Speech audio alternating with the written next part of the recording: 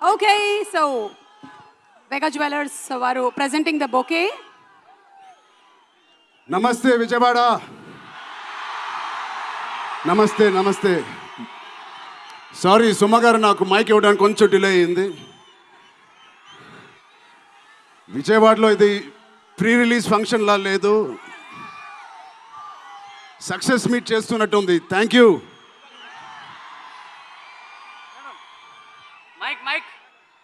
కేశినేని చిన్ని గారికి, దుర్గేష్ గారికి ఇంత గ్రాండ్ సపోర్ట్, ఇంత గ్రాండ్ ఈవెంట్కి సపోర్ట్ చేసినందుకు మీకు, మీ టీం అందరికీ చాలా చాలా థ్యాంక్ యూ సార్. ఇంత షార్ట్ నోట్లెస్ చేసినందుకు.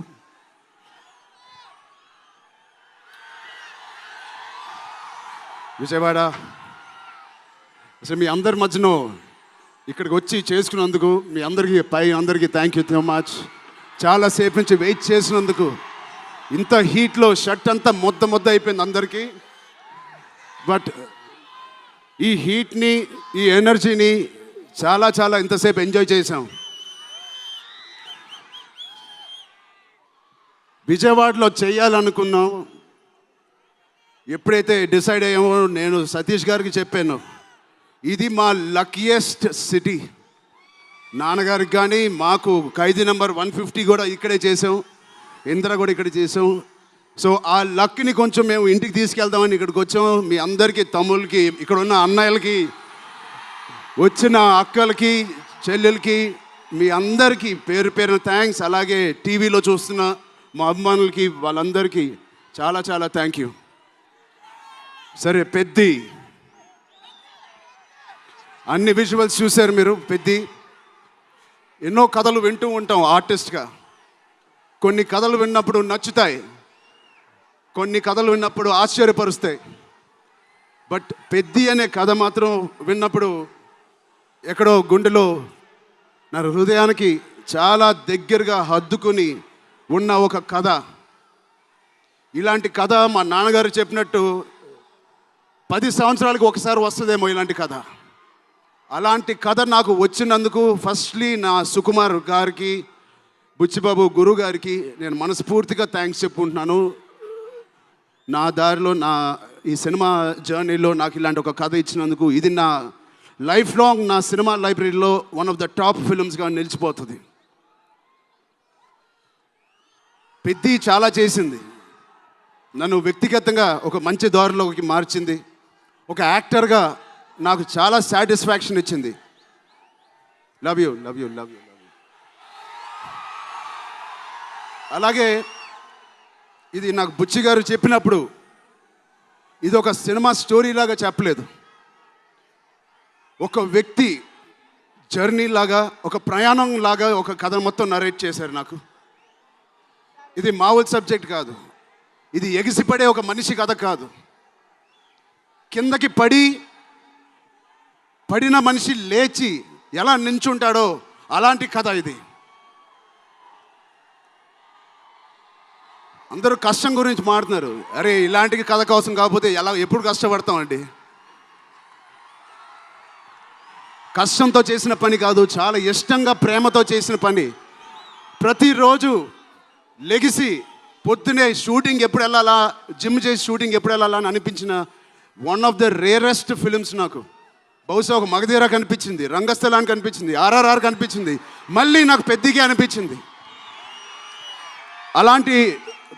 అలాంటి భావం, అలాంటి ఒక ఎక్స్పీరియన్స్ ఇచ్చిన మా బుచ్చిబాబుకి స్పెషల్గా థ్యాంక్స్ చెప్పాలి.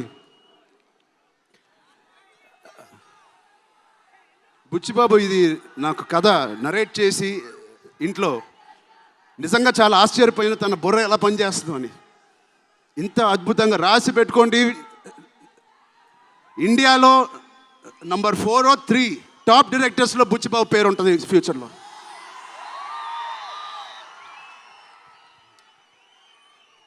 సో అంత మంచి ఎక్స్పీరియన్స్ ఇచ్చిన బుచ్చిబాబు గారికి చాలా థ్యాంక్ యూ. ఇలాంటి సినిమా ఒప్పుకోవడానికి నాకు ఒకటే బలం నా మనసులో, ఇలాంటి సినిమా చెయ్యాలి అని. ఎవరు కాదు, అది మీరే మీకోసమే. నిజంగా ఏ ఆర్టిస్ట్కైనా వాళ్ళ అభిమానుల నుంచి, వాళ్ళ శ్రేయోభిలాషుల నుంచి ఇలాంటి ఎక్సైట్మెంట్, ఇలాంటి ఎంకరేజ్మెంట్ లేకపోతే ఎందుకు చేయాలండి సినిమాలు? హాయిగా ఇంట్లో కూర్చొని వేరే పని చేసుకోవచ్చు. మీకోసం చేతులు ఇరక్కొట్టడమే కాదు, రక్తం చింది కూడా పని చేస్తాను మీకోసం.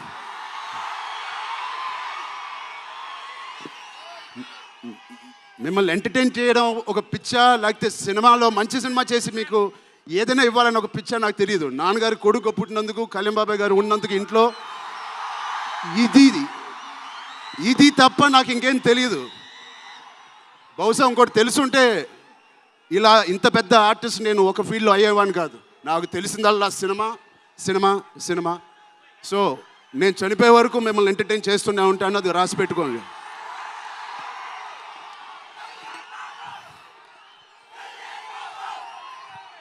సో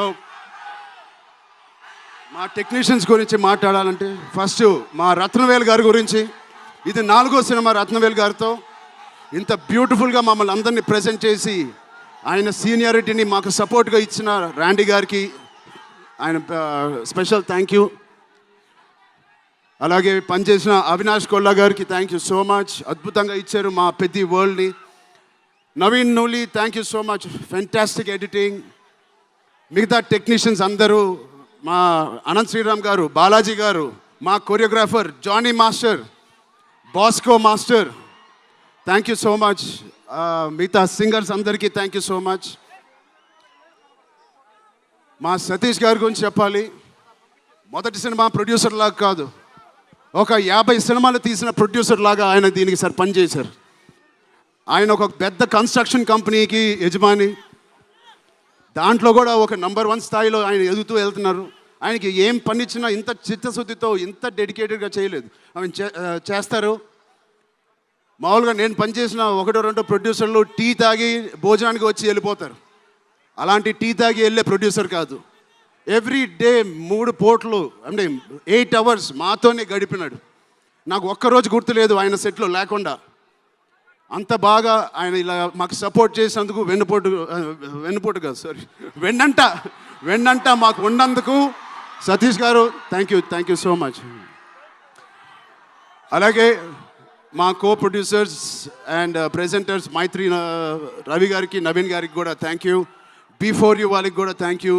ఇండియా వైడ్ రిలీజ్ చేస్తున్న మా జియో సినిమాకి కూడా చాలా థ్యాంక్ యూ. టీ సిరీస్ మ్యూజిక్కి చాలా థ్యాంక్ యూ. ఇంకా ఎవరెవరు అసోసియేట్ అయ్యారో వాళ్ళందరికీ చాలా చాలా thank you. Rahman sir, you are the biggest pillar of Peddi. మేమందరం ఎంత కష్టపడ్డామో 2.5 సంవత్సరాలు, 280 రోజులు, దాన్నన్నిటినీ మీరు దగ్గర తీసుకొచ్చి దానికి ఒక ప్రాణం పోస్తున్నారు. రోజు 6 గంటల మార్నింగ్ వరకు పనిచేసి పడుకుంటున్నారు ఆయన డెడికేషన్కి, ఆయన సినిమాలో పనిచేస్తున్నందుకు చాలా చాలా చాలా థ్యాంక్ యూ. ఏంటి విజయవాడ?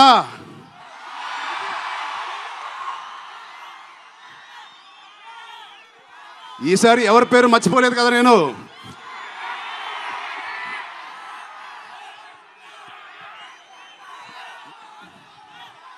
ఆ చంద్రుల్లో ఒక ముక్క జారిందే నా పక్క. మా జాన్వి గారికి ఇక్కడ శ్రీదేవి గారు ఎక్కడున్నారో జాన్వి గారిని చూసి ఎంతో మనస్ఫూర్తిగా, ఎంతో గర్వంగా ఆనందపడుతూ ఉంటారు. అలాంటి జాన్వి గారు ఈ సినిమాలో మాతో పనిచేసినందుకు చాలా చాలా థ్యాంక్ యూ జాన్వి గారు. You are the happiness of the film. You bring joy to all of us when you come on stage, the way you work. చాలా చాలా పెద్ద లైఫ్ ఉంది మీకు. I wish you so much all the best. మీ అమ్మగారి కన్నా చాలా పెద్ద హీరోయిన్ అవ్వాలని కోరుకుంటున్నాను.